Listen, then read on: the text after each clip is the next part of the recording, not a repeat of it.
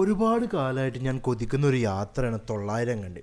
അങ്ങനെ തൊള്ളായിരം കണ്ടിക്ക് ഞാൻ ഈ 2020 നവംബർ മാസത്തിൽ നടത്തിയ ഒരു യാത്രയുടെ വിവരണമാണ് ഈ വീഡിയോയിലുള്ളത്. ഞാനും എൻ്റെ ഒരു സുഹൃത്തും ചേർന്ന് രാവിലെ നേരത്തെ തന്നെ മലപ്പുറത്ത് നിന്ന് കോഴിക്കോട്ടേക്കുള്ള ഒരു പ്രൈവറ്റ് ബസ്സിൽ യാത്ര ആരംഭിച്ചു. കോഴിക്കോട് പ്രൈവറ്റ് സ്റ്റാൻഡിൽ ഇറങ്ങിയതിന് ശേഷം KSRTC സ്റ്റാൻഡിലേക്ക് നടന്നു. വളരെ വ്യത്യസ്തമായിട്ടാണ് എനിക്ക് കോഴിക്കോട് ടൗൺ തോന്നിയത്. കാരണം ആളുകളുടെ കുറവും വഴിയോരങ്ങളിലെ നല്ല വൃത്തിയും എനിക്ക് ഭയങ്കര വ്യത്യാസമായുള്ളൊരു ഫീലാണ് കോഴിക്കോട് ടൗൺ തന്നത്. അവിടെ നിന്നൊരു ചായ കുടിച്ചതിന് ശേഷം ഞങ്ങൾ നേരെ KSRTC സ്റ്റാൻഡിലേക്ക് കടന്നു. KSRTC സ്റ്റാൻഡിൽ നിന്നും സുൽത്താൻ ബത്തേരിയിലേക്കുള്ള ഒരു ഓർഡിനറി ബസ്സിൽ ഞങ്ങൾ എന്ത് ചെയ്തു, ചൂണ്ടയിലേക്ക് യാത്ര ആരംഭിച്ചു. ചൂണ്ടയാണ് ഞങ്ങൾ ആദ്യത്തെ ഡെസ്റ്റിനേഷൻ. ചൂണ്ടയിൽ നിന്നും കുറച്ച് നേരം കാത്തു നിന്നതിന് ശേഷം ഞങ്ങളൊരു പ്രൈവറ്റ് ബസ്സിൽ മേപ്പാടിയിലേക്ക് യാത്ര ആരംഭിച്ചു. ഈ മേപ്പാടി ഭാഗം എന്ന് പറഞ്ഞിട്ടുണ്ടെങ്കിൽ ഒരുപാട് തേയിലത്തോട്ടങ്ങൾ നിറഞ്ഞൊരു ഭാഗമാണ്. ആ തേയിലത്തോട്ടത്തിൻ്റെ ഇടയിലൂടെ ബസ്സിൽ ഞങ്ങൾ പതുക്കെ യാത്ര ചെയ്യുന്നൊരു സുഖം. മേപ്പാടിയിൽ നിന്ന് ഞങ്ങൾ കള്ളാടി വരെ ഒരു സാധാരണ നോർമൽ ജീപ്പ് റെൻ്റ് ചെയ്തിട്ടാണ് യാത്ര ആരംഭിച്ചത്. കഴിഞ്ഞ ദിവസങ്ങളിൽ ഇവിടെ ഭയങ്കരമായ മഴയായത് കാരണം ഇത്തരം ജീപ്പുകൾ 900 കണ്ടി വരെ പോകില്ല. പകരം ഈ ജീപ്പിൽ നമ്മൾ കള്ളാടി പോയി കള്ളാടിയിൽ നിന്നും ഒരു 4 വീൽ ഡ്രൈവ് ജീപ്പിൽ മാത്രമേ നമുക്ക് മുകളിലേക്ക് കയറാൻ പറ്റുള്ളൂ. ഈ കഴിഞ്ഞ പ്രളയത്തിന് ശേഷം 900 കണ്ടിലേക്കുള്ള വഴിയിലാകെ മണ്ണൊക്കെ ഇടിഞ്ഞ് ആകെ വഴി നാശമായിട്ടിരിക്കുകയാണ്. അതുകൊണ്ട് തന്നെ നമുക്കൊരു പെട്ടെന്നുള്ള ഡ്രൈവ് അതിലൂടെ സാധ്യമല്ല. ഒരുപാട് ബൈക്കേഴ്സൊക്കെ ഇപ്പോഴും അതിൽ പോകാൻ നോക്കുന്നുണ്ടെങ്കിൽ പോലും പ്രതികൂലമായ പല കാലാവസ്ഥ, മഴയൊക്കെ വന്നു കഴിഞ്ഞാൽ തന്നെ അവരുടെ യാത്രയൊക്കെ ഭയങ്കര ദുഷ്കരമായിരിക്കും. ഇപ്പം ഞങ്ങളുടെ പ്ലാന് ഈ ജീപ്പിൽ പോയി കള്ളാടി പോയി ഇറങ്ങിയതിന് ശേഷം അവിടെ നിന്ന് ഒരു 4x4 ജീപ്പ് എടുത്ത് 900ലേക്ക് യാത്ര ആരംഭിക്കാനാണ് ഞങ്ങളുടെ പ്ലാന്. നമ്മളിപ്പോൾ പോയിക്കൊണ്ടിരിക്കുന്നത് മേപ്പാടിയിൽ നിന്നും ചൂരൽമലയിലേക്കുള്ള റൂട്ടാണ്. ഈ റൂട്ടിൽ ശരിക്കും ഒരു KSRTC ബസ് സർവീസ് നടത്തുന്നുണ്ട്. ഞങ്ങൾ മേപ്പാടി എത്തുന്നതിന് കുറച്ച് മുൻപായിട്ട് ആ KSRTC ബസ് പോയതിനാൽ നമുക്ക് ആ ബസ് യൂട്ടിലൈസ് ചെയ്യാൻ പറ്റിയില്ല. പകരം നമ്മൾ ഈ ജീപ്പിലാണ് യാത്ര ആരംഭിച്ചത്. അങ്ങനെ ഒരു 20 മിനിറ്റോളം ജീപ്പിൽ സഞ്ചരിച്ചതിന് ശേഷം നമ്മൾ കള്ളാടിയിലെത്തി. കള്ളാടിയിൽ നിന്ന് നമുക്ക് പെട്ടെന്ന് തന്നെ ഒരു 4 വീൽ ഡ്രൈവ് ജീപ്പ് കിട്ടി.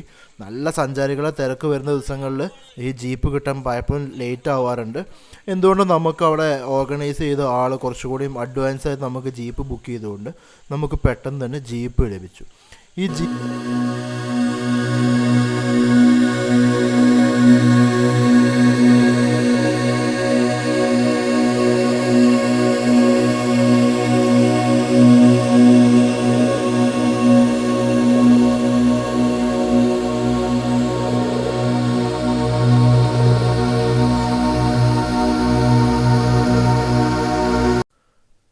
ജീപ്പിൽ കുറച്ച് നേരത്തെ യാത്ര കഴിഞ്ഞപ്പോൾ തന്നെ ആ റോഡിൻ്റെ സ്വഭാവം മൊത്തത്തിൽ മാറ്റം വരാൻ തുടങ്ങി.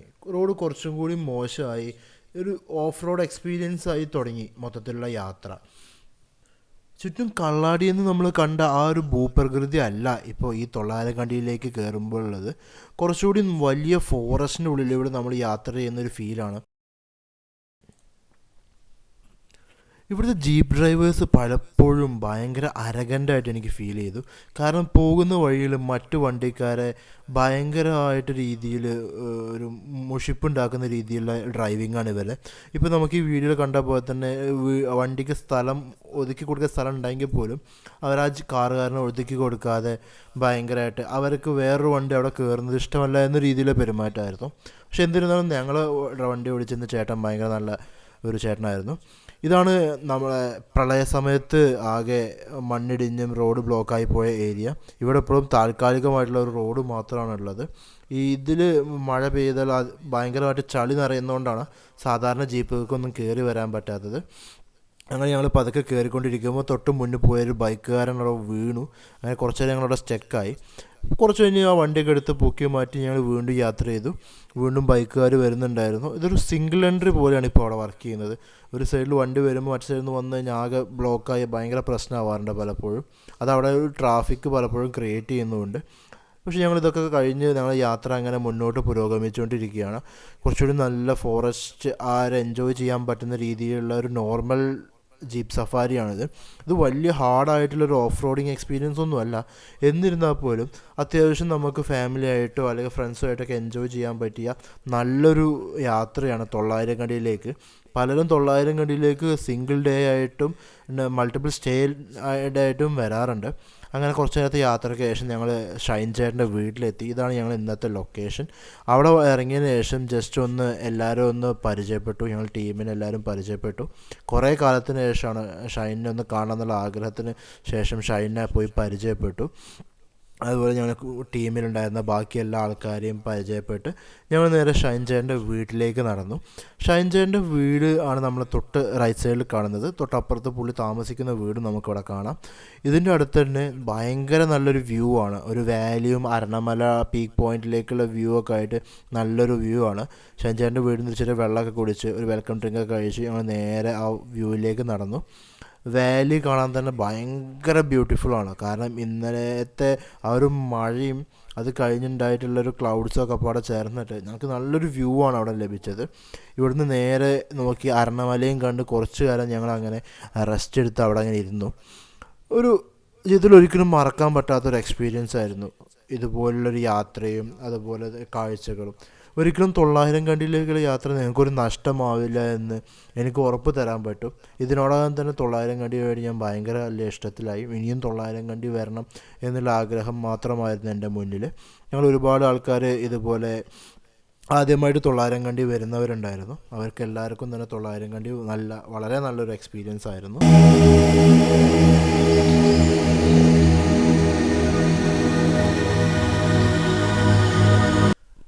ഷൈൻ ചേട്ടൻ ഉണ്ടാക്കി നല്ലൊരു ഫിഷ് ബിരിയാണിയും കഴിച്ച് ഞങ്ങൾ നേരെ കാട്ടിലൂടെ ഞങ്ങൾ ട്രക്കിംഗ് ആരംഭിച്ചു. ചെറുതായിട്ട് സ്റ്റാർട്ട് ചെയ്ത് കാടിൻ്റെ എൻട്രിയിലേക്ക് കടന്ന് കുറച്ചും ഡീപ്പായിട്ട് പോകുന്ന രീതിയിലാണ് ട്രക്കിങ് ഉണ്ടായിരുന്നത്. പലപ്പോഴും പല സ്ഥലങ്ങളിലും വഴുക്കലുള്ളൊരു സർഫസാണ് പല സ്ഥലങ്ങളും ഉണ്ടായിരുന്നത്. അതിന് ആദ്യം തന്നെ ഞങ്ങൾ വളരെ ശ്രദ്ധാപൂർവമാണ് നടത്തം ആരംഭിച്ചത്. കാരണം ഇന്നലെ പെയ്ത മഴ കൊണ്ട് തന്നെ പല സ്ഥലങ്ങളും നല്ല വഴുക്കൽ ഫീൽ ചെയ്യുന്നുണ്ടായിരുന്നു. ഞങ്ങൾ എല്ലാവരും കൂടിയും ചേർന്ന് കാട്ടിലൂടെ പതിയെ സൗണ്ടൊന്നും ഉണ്ടാക്കാതെ ഞങ്ങൾ നടത്താൻ ആരംഭിച്ചു.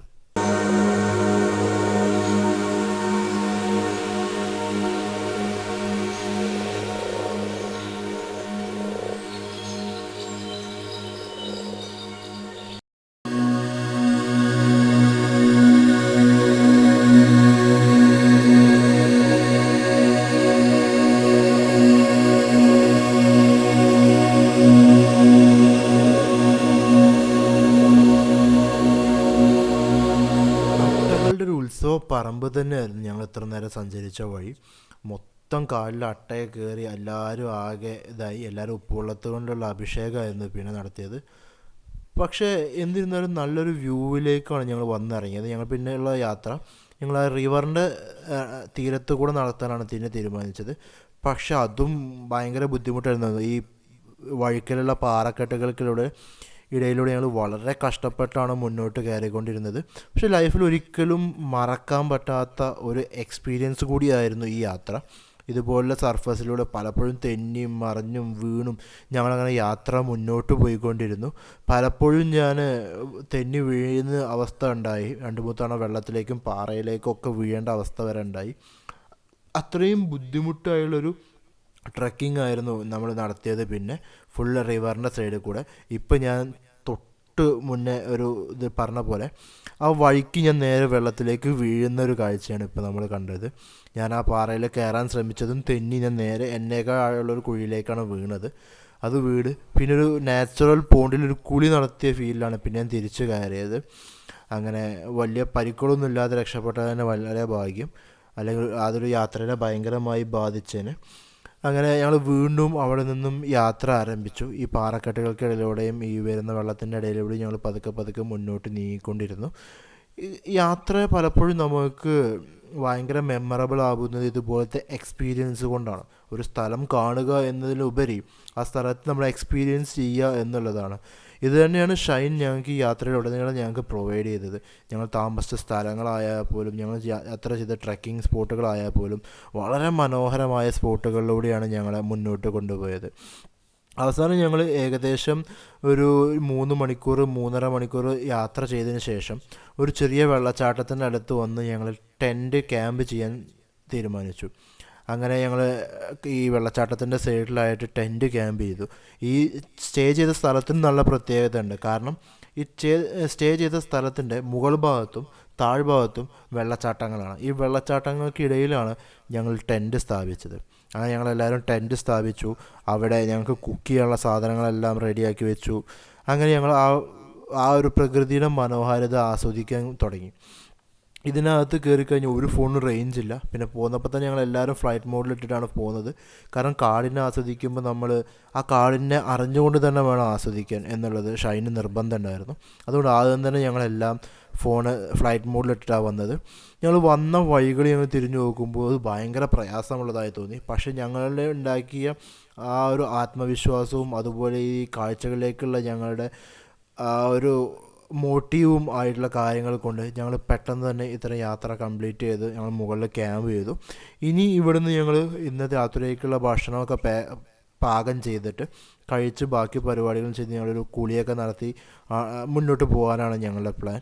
പതുക്കെ ഇരുട്ടായി തുടങ്ങുന്നുണ്ടായിരുന്നു. എല്ലാവരും ഫോട്ടോ എടുക്കേണ്ടതും അതുപോലെ തന്നെ നമ്മളെ ടെൻറ്റുകൾ സെറ്റ് ചെയ്ത് കിടക്കേണ്ടതിനും ഒക്കെ ഒരു തിരക്കിലായിരുന്നു. ഞങ്ങളെല്ലാവരും ഓരോരോ കാര്യങ്ങളിലേക്ക് മുഴുകി.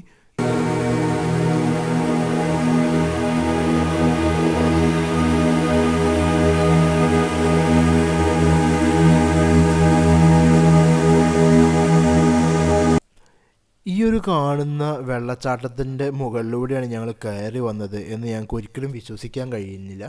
കാരണം അത്രയും ദുഷ്കരമായ ഒരു ഇതായിരുന്നു. ഒരു ടീമായിട്ടുള്ള എഫേർട്ട് കൊണ്ട് മാത്രമാണ് ഞങ്ങൾ മുകളിലെത്തിയത്. പ്രത്യേകിച്ച് ഞാൻ, കാരണം ഞാൻ ഓൾറെഡി ഭയങ്കര ടയേർഡായിരുന്നു. 1-2 പ്രാവശ്യം സ്ലിപ്പായി വീണതിൻ്റെയും അതുപോലെ ഇത്രയും വലിയൊരു ട്രെക്ക് ചെയ്തതിൻ്റെയും ആ ഒരു ക്ഷീണത്തിലായിരുന്നു ഞാൻ. പക്ഷേ എൻ്റെ ടീമിലെ എല്ലാ ആൾക്കാരും ഭയങ്കരമായിട്ട് സപ്പോർട്ട് ചെയ്തുകൊണ്ട് തന്നെ നമുക്കിതൊരു പെട്ടെന്ന് അനായാസമായി ചെയ്ത് തീർക്കാൻ പറ്റിയ ഒരു ട്രക്കായിട്ട് മാറി. അത് നല്ലൊരു ടീം ഉണ്ടാവുക എന്നുള്ളത് ഇത്തരം യാത്രകളിൽ എപ്പോഴും നല്ലൊരു അനുഭവമാണ്.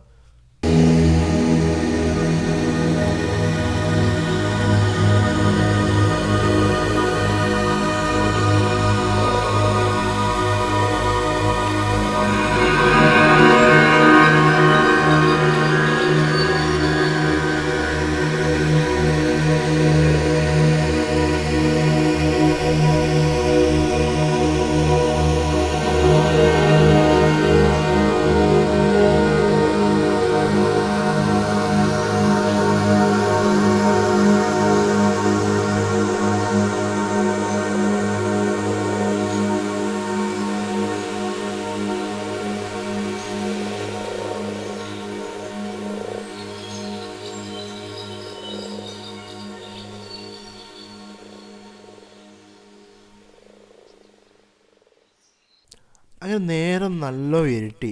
ഞങ്ങൾ പതുക്കെ ഫുഡ് ഉണ്ടാക്കുന്ന പരിപാടിയിലേക്ക് കടക്കാൻ പോകുന്നു. എല്ലാ പൂരിയും അതുപോലെ ചിക്കൻ കറിയും ഉണ്ടാക്കി. അതുപോലെ കുറച്ച് പഴം ഉണ്ടായിരുന്നു. അത് വെച്ച് നല്ല ചൂട് പഴംപൊരിയും ചായയും കൂടി ഉണ്ടാക്കണമെന്ന് ഞങ്ങൾക്ക് തോന്നി. അങ്ങനെ ഞങ്ങളുള്ള പഴംപൊരിക്കുള്ള സാധനം ഒക്കെ എല്ലാം ഷൈൻ ചേട്ടൻ നന്നായി വൃത്തിയാക്കി റെഡിയാക്കിക്കൊണ്ടിരിക്കുകയായിരുന്നു. നമ്മുടെ ടീമിലെല്ലാവരോടും ചേർന്ന് അങ്ങനെ പഴംപൊരി ഉണ്ടാക്കാൻ സ്റ്റാർട്ട് ചെയ്തു.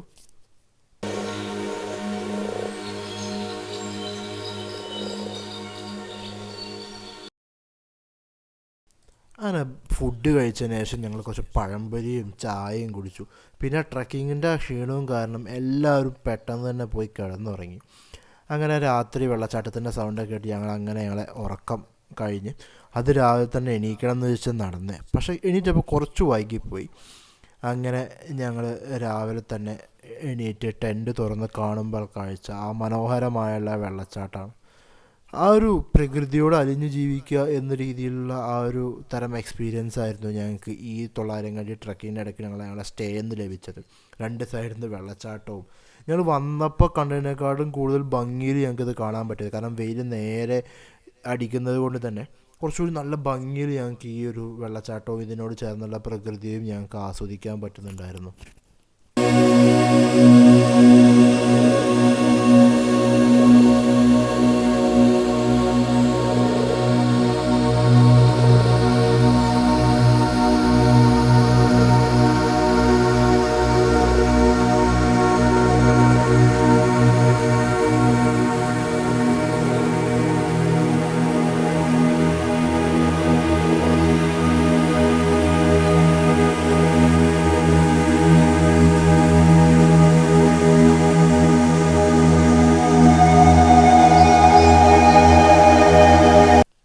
കയറി വന്നപ്പോൾ തൊട്ട് ഞങ്ങൾ ആലോചിച്ചതാണ്, താഴത്തെ വെള്ളച്ചാട്ടത്തിൻ്റെ അടിയിൽ പോയിട്ട് നന്നായിട്ടൊന്ന് കുളിക്കണമെന്ന്. രാവിലെ പല്ലൊക്കെ തേച്ച് ഞാനും അൻവറും ശരത്തും കൂടി നേരെ താഴത്തെ വെള്ളച്ചാട്ടത്തിൽ പോയിട്ട് ഒരു കുളി പാസ്സാക്കാൻ തീരുമാനിച്ചു. താഴേക്ക് ഇറങ്ങാനുള്ള ബുദ്ധിമുട്ട് കാരണം വേറെ ആരും വരുന്നില്ല തീരുമാനിച്ചു. ഞാൻ എല്ലാവരും കുറേ നിർബന്ധിച്ചു നോക്കി, പക്ഷെ ആരും വന്നില്ല. അങ്ങനെ ഞങ്ങൾ 3 പേരോട് ഇറങ്ങി ചെന്നു. നല്ല തണുത്ത ക്ലീൻ വാട്ടർ. വെള്ളത്തിൽ ഇറങ്ങിയ തൊട്ട് അൻവറിന് പുറത്തേക്ക് കയറി വരാനേ തോന്നുന്നുണ്ടായില്ല. അങ്ങനെ അൻവറും ഞാനും കൂടിയും ചാടിയും മറിഞ്ഞ് ആകെ വെള്ളത്തിൽ കളി തന്നെയായിരുന്നു കുറേ നേരം.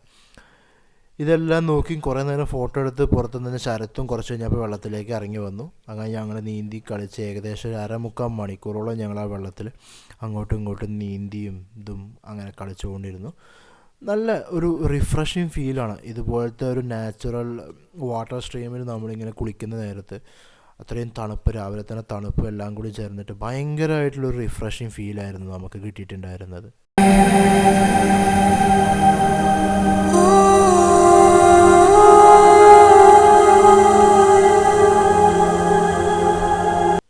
ഞങ്ങൾ കുളി കഴിഞ്ഞെത്തിയപ്പോഴേക്കും തിരിച്ചു പോകാനുള്ള സമയമായിട്ടുണ്ടായിരുന്നു. അങ്ങനെ ഞങ്ങൾ ബാഗൊക്കെ പാക്ക് ചെയ്ത് ഞങ്ങൾ വീണ്ടും തിരിച്ചിൽ നടത്താൻ ആരംഭിച്ചു. ഈ ഷൈൻ ചേട്ടന് ഭയങ്കരമായുള്ള വ്യത്യസ്തമായ യാത്രകളോട് ഇഷ്ടമുള്ള ഒരാളാണ്. അതുകൊണ്ട് തന്നെ ഞങ്ങൾ വന്ന വഴിയിലല്ല ഞങ്ങൾ തിരിച്ചു പോകുന്നത്, വന്ന കോലത്തിലുമല്ല. അൻവറൊക്കെ ശരിക്കും ഒരു വന്ന രീതിയിലല്ല തിരിച്ചും. അട്ടയെ കാണാനും അട്ടയോട് പോരടിക്കാനും നോക്കിയിട്ട് തന്നെയുള്ള ഒരു മുന്നൊരുക്കത്തിലാണ് അൻവർ തിരിച്ച് നടന്നത്. വളരെ പാടുപെടുന്ന വഴിയാണ്. പല സ്ഥലത്തും ചെടികൾ വളർന്ന് നമുക്ക് നടക്കാൻ പറ്റാത്ത രീതിയിൽ വളർന്ന് നിൽക്കുന്ന രീതിയിലുള്ള ചെടികളാണ്. വളരെ പ്രയാസപ്പെട്ടാണ് ഞങ്ങളും ഈ ഇത്രയും വലിയ ബാഗുകളും മറ്റ് പാത്രങ്ങളും ടെൻറ്റുകളൊക്കെ ആയിട്ട് ഞങ്ങൾ അതിലൂടെ നടന്നു പോയത്. പക്ഷെ എന്നിരുന്നാലും ആ ഒരു ഫീല് ഭയങ്കര വ്യത്യാസമായിരുന്നു. ആ ഒരു നേച്ചർ നമുക്ക് നന്നായിട്ട് മനസ്സിലാക്കിക്കൊണ്ടുള്ള യാത്രയായിരുന്നു. പല സ്ഥലത്തും ഇഴഞ്ഞും നിരങ്ങിയും ഒക്കെയാണ് ഞങ്ങൾ മുന്നോട്ട് പോയിക്കൊണ്ടിരുന്നത്. ഒരു 3/4 മണിക്കൂറോളം ഞങ്ങൾ ഈ കാടിനകത്ത് കൂടെ നടത്താൻ കഴിഞ്ഞപ്പോൾ ഞങ്ങൾ മറ്റൊരു ചെറിയ വെള്ളച്ചാട്ടത്തിൻ്റെ അടുത്തെത്തി. അവിടെ ഇതുപോലെ നമുക്ക് കുളിക്കാനുള്ള സൗകര്യമൊക്കെ ഉണ്ടായിരുന്നു. ഞങ്ങൾ ഗ്രൂപ്പിലെല്ലാവരും ചേർന്ന് കുളിച്ച് തകർത്ത് നമ്മൾ വെള്ളച്ചാട്ടത്തിനകത്തും അതിൻ്റെ മുകളിൽ തന്നെ ചെറിയൊരു റിവർ പോലെ നമുക്ക് കുളിക്കാൻ പാകത്തിൽ അത്യാവശ്യം ആഴമുള്ള ഒരു സ്ഥലം ഉണ്ടായിരുന്നു. അപ്പോൾ ഈ 2 സ്ഥലങ്ങളുമായിട്ട് നമ്മളവിടെ തകർത്തു. ഇത് റോഡിനോട് ക്ലോസ് ചെയ്തിട്ടാണ്. പലപ്പോഴും വണ്ടികൾ പോകുന്ന സൗണ്ട് നമുക്ക് കേൾക്കുന്നുണ്ടായിരുന്നു. അവിടുത്തെ ഇതൊക്കെ കഴിഞ്ഞതിന് ശേഷം ഞങ്ങൾ എന്ത് ചെയ്തു, എല്ലാവർക്കും നന്നായി വിശക്കാൻ തുടങ്ങി. രാവിലെ ഈ മൊത്തം ബാത്തും അതുപോലെ നീന്തലൊക്കെ പാടെയായിട്ട് അങ്ങനെ ഞങ്ങൾ നേരെ ഷൈൻ ചേട്ടൻ്റെ വീട്ടിൽ തിരിച്ചെത്തി. അവിടെ ഫുഡ് ആവുന്ന സമയത്ത് ഞങ്ങൾ എന്ത് ചെയ്തു, എല്ലാവരെയും കൂടി ചേർന്ന് കുറച്ച് ടീം ബിൽഡിങ് ആക്ടിവിറ്റി, ഹിദായത്തിൻ്റെയും ശരത്തിൻ്റെയും റാം വാക്ക്, ഇതുപോലുള്ള ആക്ടിവിറ്റികളായിട്ട് ഞങ്ങൾ ഭയങ്കരമായിട്ട് അറ്റാച്ച്ഡ് ആയിട്ടുണ്ടായിരുന്നു. നമ്മുടെ ഗ്രൂപ്പ് മെമ്പേഴ്സ് പരസ്പരം അവരെല്ലാവരും കൂടെ ചേർന്ന് നല്ലൊരു ടീം കോർഡിനേഷൻ നമുക്ക് അവിടെ ഉണ്ടായിരുന്നു.